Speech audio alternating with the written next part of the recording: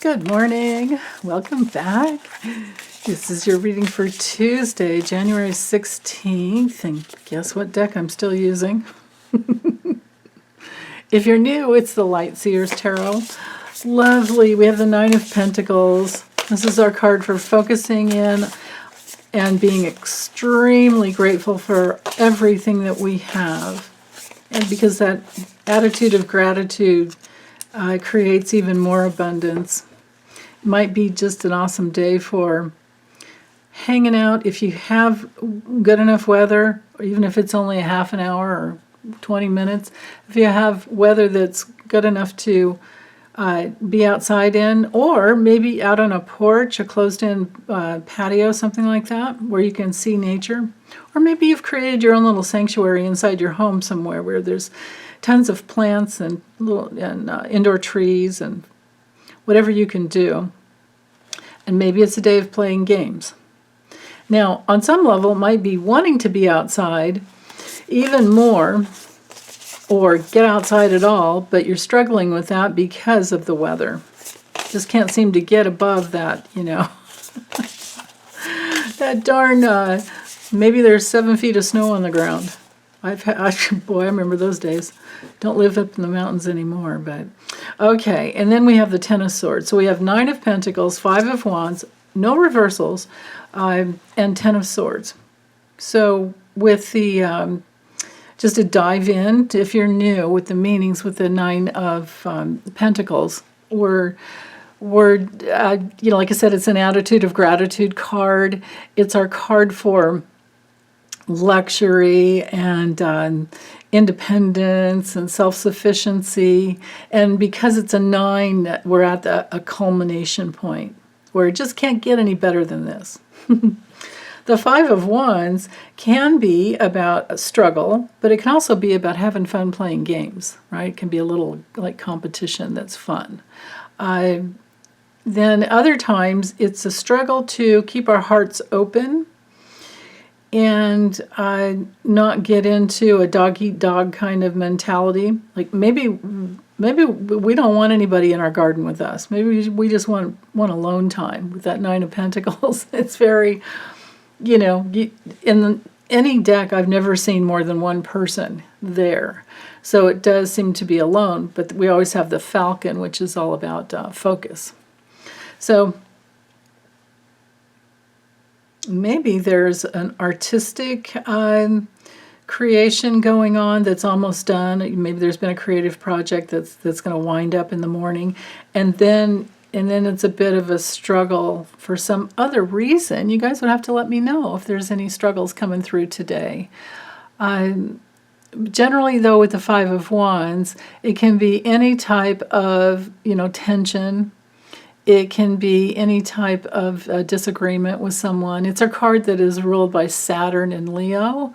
So sometimes it's just, you know, that we're learning that physical life just isn't perfect. You know, life on earth is never going to be perfect. And we just have to let go of that. And it's my personal card for, you know, when I get this card, it's always about, okay, I just have to keep my heart open today. My only struggle, actually anyone's only struggle, should be to keep your heart open. We shouldn't have to struggle with everything else. But it is often a card of competition. So anyway, and then the Ten of Swords, that's normally our, hold on, let me get my Rider-Waite deck so you can see that card. I think everybody knows the faceplant card.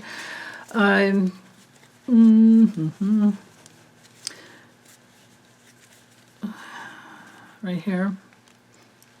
That's usually it.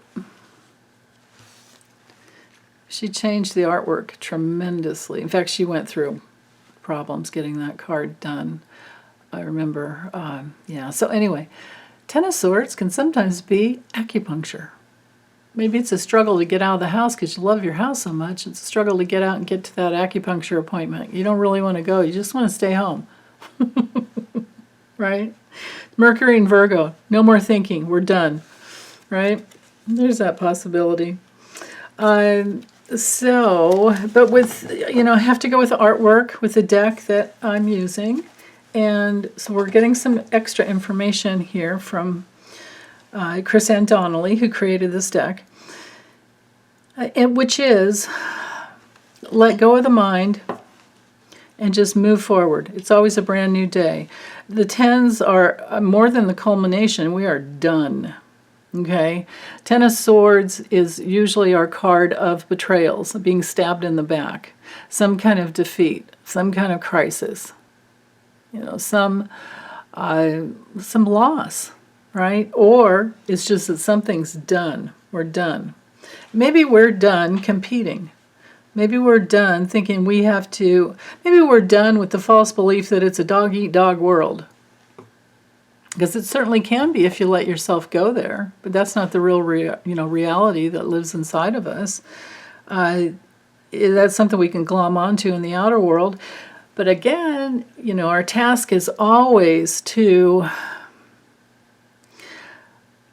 ask, what is absolute truth? What is the real truth? Right? We have our real feelings when it comes to everything that has happened to us in our life, and those are meant to be honored. We're not supposed to shove anything away.